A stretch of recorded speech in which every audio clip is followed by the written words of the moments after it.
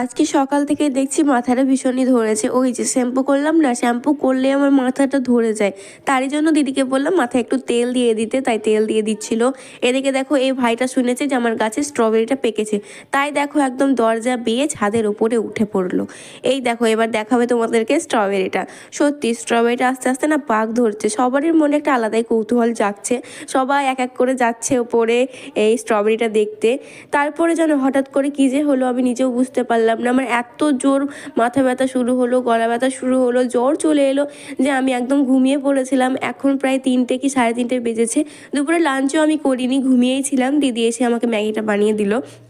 তো জ্বর মুখে একটু স্যুপ মানে ম্যাগি খেতে তো ভালো লাগে। তার জন্য এখন দেখো বসে বসে ম্যাগি খাচ্ছিলাম। তারপর রাত্রের দিকে দিদি বললো যে চল একটু মেলা ঘুরে আসবি, তাহলে মনটা ভালো হবে। তো তারই জন্য দেখো মেলাতে গেলাম। আমাদের এখানে এবছরই নতুন ফুল মেলা স্টার্ট হয়েছে।